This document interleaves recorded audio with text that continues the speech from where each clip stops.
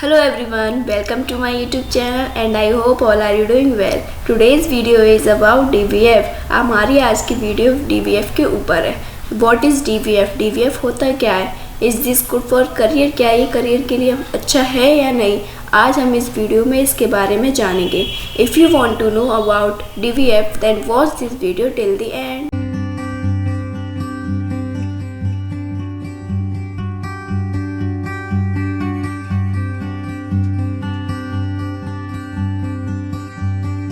So let's begin. DVF means Diploma in Banking and Finance. This is a 1-year diploma level course that can be done right after class 12th. ये 1 साल का course है जिसको आप 12th के बाद कर सकते हैं और आप इसको ग्रेजुएशन के साथ भी और उस ग्रेजुएशन के बाद भी कर सकते हैं. The course deals with all the basic aspects of banking and finance. Means इस कोर्स में बैंकिंग और फाइनेंस से रिलेटेड सीखने के लिए मिलता है. अब हम इसके बारे में थोड़ा और जान लेते हैं. IBA has approved diploma in banking and finance examination conducted by IIBF. IBA के द्वारा DVF एग्ज़ाम को अप्रूव किया गया और इसका एग्ज़ाम IIBF कंडक्ट करवाती है एवरी ईयर 2 टाइम्स. और DVF को एज अ डिज़ायरेबल क्वालिफिकेशन रखा गया है फॉर रिक्रूटमेंट इन बैंक. अब मैं आपको थोड़ा सा अदर इन्फॉर्मेशन दे देती हूँ DVF और GIB के बारे में. इनमें थोड़ी बहुत सिमिलरिटी भी है और थोड़ा बहुत डिफरेंस भी है. तो चलिए इसके बारे में थोड़ा बहुत जानते हैं. DVF मीन्स जैसे कि अभी आपको पता ही है diploma in banking and finance. और GIB का मीन्स है junior associate of the Indian institute of bankers. This course is available for non bankers और नॉन मेंबर्स ऑफ इंस्टीट्यूट. जो DVF का जो कोर्स है यानी कि जो डिप्लोमा लेवल कोर्स है वो सिर्फ नॉन मेंबर्स के लिए अवेलेबल होता है जो कि इंस्टीट्यूट के यानी कि IIBF इंस्टीट्यूट के मेंबर्स नहीं हैं. सिर्फ वही इस DVF एग्ज़ाम को दे सकते हैं. अगर कोई मेंबर है, अगर कोई कैंडिडेट मेंबर है IIBF का और वो इस एग्ज़ाम को देना चाहता है तो वो JAIIB को एग्ज़ाम को दे सकता है. बस इसका नेम चेंज है, सारा सब्जेक्ट सेम होता है, सब कुछ सेम होता है. बस ये जो JIB का एग्ज़ाम होता है वो बैंकर्स दे सकते हैं जो बैंक में जॉब कर रहे हैं. वो प्रमोशन के लिए अपने JIB का एग्ज़ाम देते हैं. और जो नॉन बैंकर्स हैं यानी कि जो नॉन मेंबर्स हैं वो लोग DVF का एग्ज़ाम दे सकते हैं जिससे अगर वो फ्यूचर में अगर वो बैंक में करियर बनाना चाहते हैं तो वो DVF एग्ज़ाम को ईज़िली दे सकते हैं और उससे उनको बहुत सारे बेनिफिट भी होंगे. अब मैं आपको इस कोर्स के बेनिफिट्स के बारे में बता देती हूँ. That is beneficial for those students who wants to make their career in banking sector. ये कोर्स उन बच्चों के लिए बेनिफिशियल होने वाला है जो अपना करियर बैंकिंग सेक्टर में बनाना चाहते हैं. If any student gave the examination of DVF, then whenever they enter in banking job, they didn't need to give the examination of GIB. अगर कोई भी बच्चा इस एग्ज़ाम को दे लेता है उसके बाद जब भी वो अपनी जॉब के लिए यानी कि जब भी वो बैंक में जाएगा जॉब के लिए तो उसको GIB का एग्ज़ाम देने की ज़रूरत नहीं पड़ेगी in future. Their DVF certificate will be converted in GIB after getting job. जब उनको जॉब मिल जाएगी तो उनका जो DVF का सर्टिफिकेट होगा वो कन्वर्ट कर दिया जाएगा JIB के सर्टिफिकेट में. After getting job your salary will be more than others who did not give DVF exam before.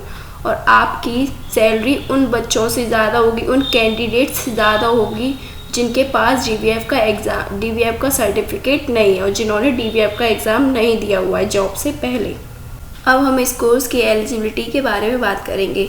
इस कोर्स को नॉन मेंबर्स ऑफ इंस्टीट्यूट यानी कि IIBF के जो मेंबर नहीं हैं वो लोग DVF का एग्ज़ाम दे सकते हैं. बैचलर्स डिग्री और क्लास 12th और any equivalent examination with A minimum aggregate of 50% marks and above. और इस एग्ज़ाम को सिर्फ वही लोग दे सकते हैं जिनके पास कोई बैचलर डिग्री हो या फिर उन्होंने क्लास 12th की हो with aggregate marks 50% और more. हम इसका मोड ऑफ एग्जामिनेशन जान लेते हैं. इस एग्ज़ाम को ओनली ऑनलाइन ही कंडक्ट किया जाता है. सिर्फ ऑनलाइन ही ये एग्ज़ाम होता है, ऑफलाइन कहीं भी एग्ज़ाम नहीं होता है. अब हम इसका मीडियम ऑफ एग्ज़ाम जान लेते हैं. इन इंग्लिश ओनली ये एग्ज़ाम ओनली इंग्लिश में होता है, हिंदी में नहीं होता है। अब हम इसके पासिंग क्राइटेरिया की तरफ बढ़ते हैं। Minimum marks for pass in the subject is 50 out of 100। हमें पास होने के लिए 100 में से 50 मार्क्स चाहिए ही चाहिए। Candidate securing at least 45 marks in each subject with an aggregate of 50% marks in all subjects of examination in a single attempt will also be declared as having completed the examination. अगर किसी बच्चे के 50 marks नहीं आए हैं एक subject में और उसके 45 मार्क्स आए हैं और सेकंड एग्ज़ाम में उसके 55 मार्क्स आए हैं और थर्ड एग्ज़ाम में उसके 50 मार्क्स आए हैं, तो इस तीनों का टोटल मिला के एग्रीगेट उसके 50% मार्क्स ही बैठेंगे। अगर उसके ऐसे मार्क्स आते हैं तो वो उसको एग्ज़ाम को क्लियर कर जाएगा, उसको डिक्लेयर कर दिया जाएगा कि उसने एग्ज़ाम कंप्लीट कर लिया है। अगर आपको इस बारे में अगर कोई भी डाउट आए तो आप मुझे कमेंट बॉक्स में कमेंट कर सकते हैं।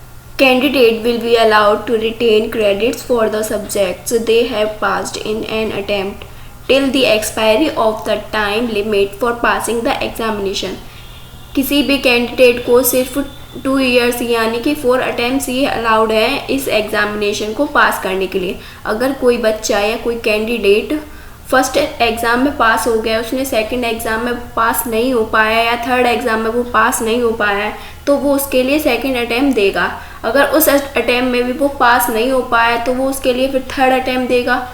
उसमें वो पास हो जाता है लेकिन उसका अगर थर्ड एग्ज़ाम रह जाता है उसके लिए वो फोर्थ अटैम्प्ट देगा।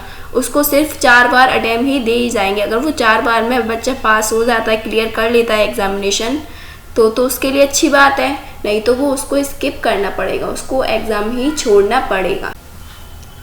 चलिए अब हम जानते हैं इस एग्ज़ामिनेशन को पास करने के लिए हमें कितना टाइम मिलता है। वैसे तो अभी मैंने आपको बताया ही है, इस एग्ज़ामिनेशन को हम 4 अटैम्प्ट में पास कर सकते हैं, यानी कि 2 साल हमें दिए जाते हैं। अगर हम इस एग्ज़ामिनेशन को पास करना चाहते हैं तो हमें 2 साल के अंदर ही अंदर पास करना होता है। अब हम इस कोर्स के सब्जेक्ट की तरफ बढ़ते हैं। इस कोर्स में 3 सब्जेक्ट होते हैं।